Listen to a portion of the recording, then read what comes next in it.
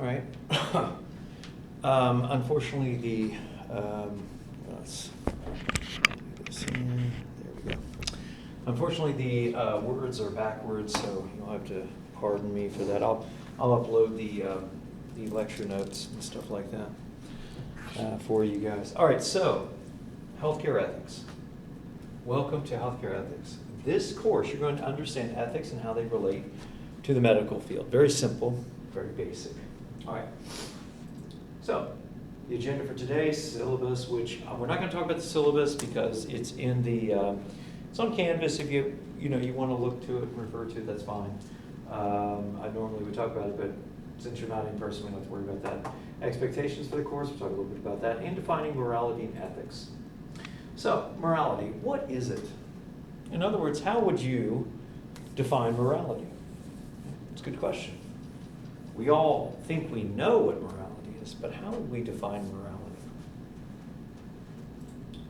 So morality, in general, are the beliefs regarding morally right and wrong actions and morally good or bad persons. So that's basically what morality is. It's what's right and wrong. It's what's right and wrong, the actions that pertain to what's right and wrong, and the right and wrongness that someone engages in, or whether somebody is a good or bad person. Those are basically what we mean when we talk about morality. Moral issues pertaining to healthcare.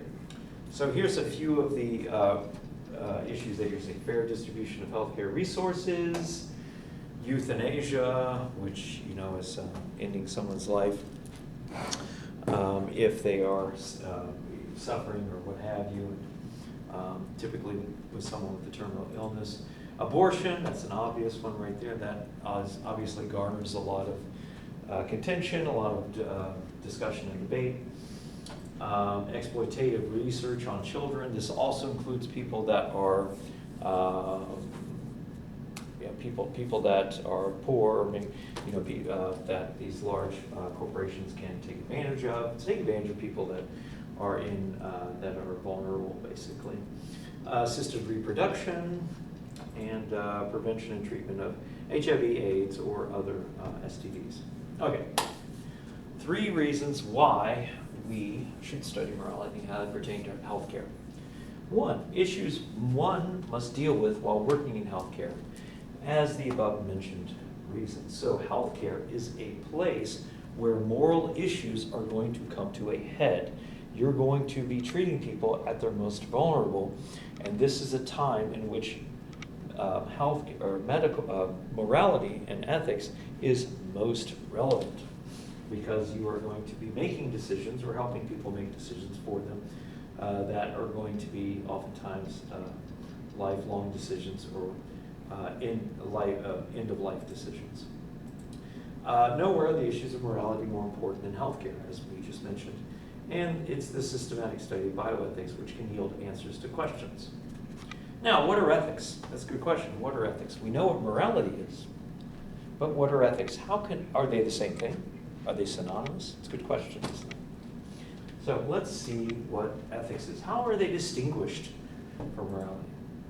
Well, ethics is the study of morality using the tools and methods of philosophy. What that basically means is morality are norms that we observe in nature. It is how other people treat one another and how they treat the environment, how they treat the things around them. It's how we treat others.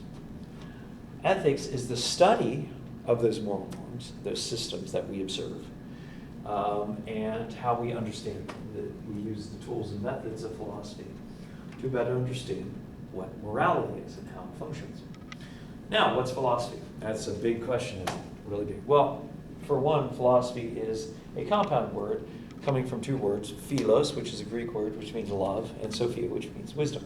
It's basically just the love of wisdom. But more broadly, philosophy refers to the study and the understanding and the wrestling with questions about the nature of reality, what is right and wrong, which is relevant to what we're talking about, ethics and morality, the nature of consciousness, the nature of the individual, whether there's a soul. All of these sorts of questions are what are relevant to philosophy and philosophical systems. Ultimately, how do we know the world? How do we know ourselves, which is epistemology, and what the world is, which is metaphysics? All of these questions are under the umbrella of what we would call philosophy.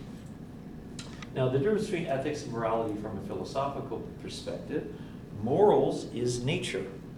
Morals are the things we observe in nature, how people treat each other.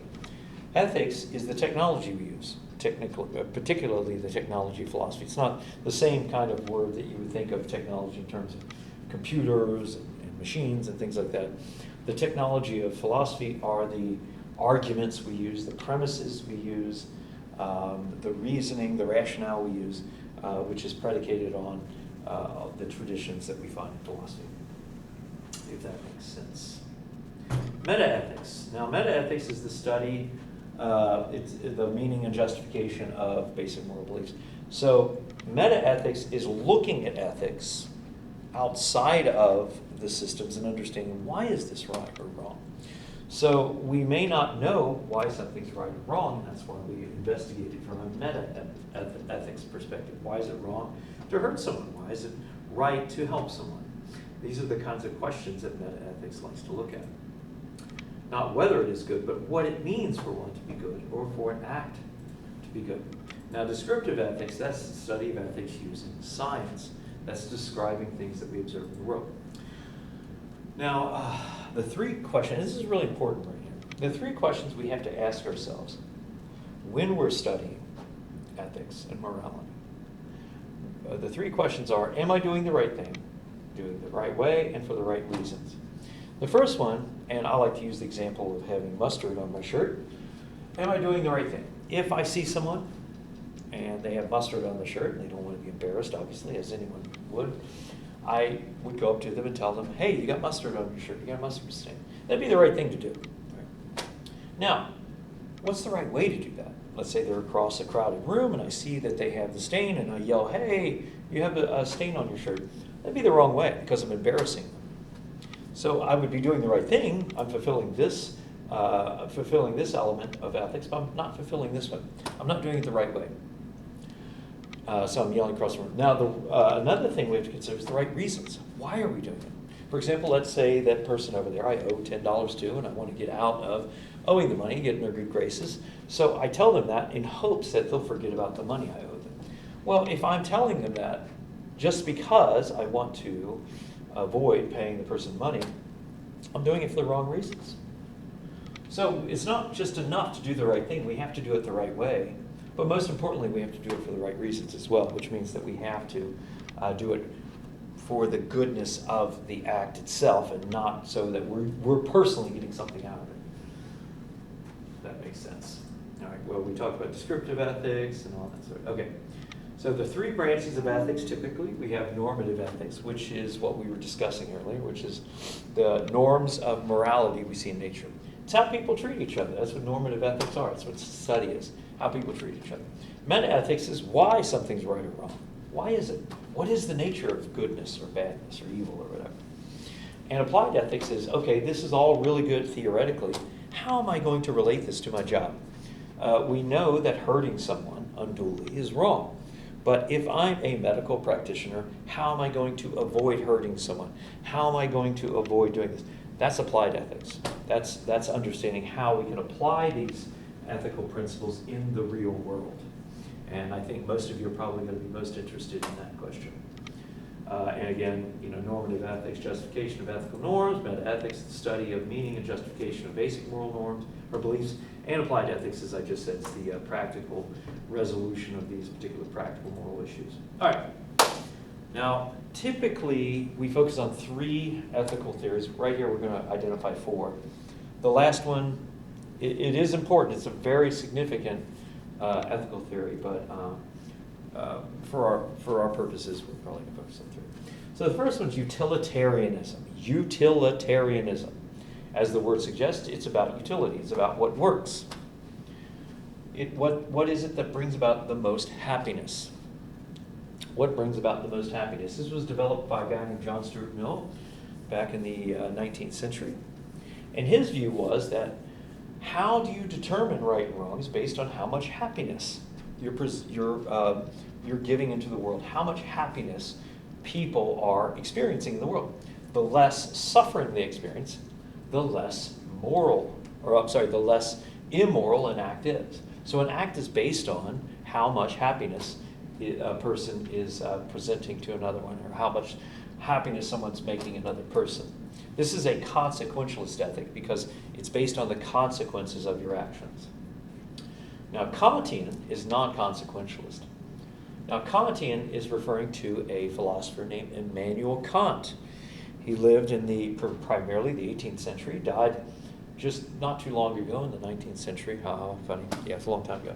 But anyways, Immanuel Kant found that this type of ethical theory was inadequate.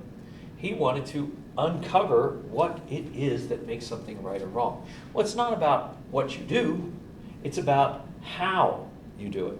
It's the obligation you have. So to him, to Kant, and hence the word deontology, comes from the word deon, which means to have an obligation for something. And ology is just the study of. It's the study of obligations. Are you treating others as an end in and of themselves? If you're treating somebody as an end to some other end other than them who they are, then you're doing something wrong. Your obligation, first and foremost, is to treat that person as another person. Now, even if it kills them, even if the whole world is destroyed, it would not matter. Even if it makes them unhappy, the fact is you have to treat them as an end in and of themselves. This is why it's non-consequentialist. Now, the third type is virtue ethics. This was developed by a guy you may have heard of, Mr. Aristotle, right? You've probably heard of that dude. Lived in the 4th and 5th century BC, ancient Greece. His view was that what made something right or wrong was based on how a person was expressing various virtues. Virtue would be like wisdom, prudence, bravery, things like this. If you were embodying these particular virtues, and one way I like to look at it is if you're trying to be like a superhero, like Spider-Man or Superman, you're embodying these particular virtues. So the embodiment of the virtue is what makes something right or wrong. Are you being brave? Are you being thoughtful? Are you being kind? These virtues, if you're embodying them, and the degree to which you're embodying them, it determines the degree to which the act that you're performing is right or wrong. It's not consequential. It doesn't matter what the effects are as long as you're doing your part. Now, the last one, and the only reason I mention it is because it's a really important one, divine command theory, because God said so. Obviously, this is an oversimplification. It's not just because God said so. It's rather because God has ordained it. God is the basis, the foundation, right, of what's right or wrong. What God wills is what makes something right or wrong. No, I'm not going to go into the Euthyphro problem. We can maybe in a later discussion. But ultimately, the basis for right and wrong is God. Now, of these four theories, and if you want, we can just identify these three if you want. It'd make it easier. I want you guys to, think about this and tell me which theory is the most important to you. Which one do you identify most with? Do you think that virtue ethics is the best? Do you think that embodying a particular virtue is what makes the most sense? Or do you think it's treating people with respect, right? Treating people as an end in and of themselves. Do you think that that's the most important? Or do you think it's happiness? Do you think that happiness, achieving happiness, it doesn't matter if you're an asshole to somebody, as long as you are showing them or achieving happiness, that's all that matters. So which one of these do you think you identify most with? So I'll leave it there, guys, and I will see you next time for our next lecture. Have a good one.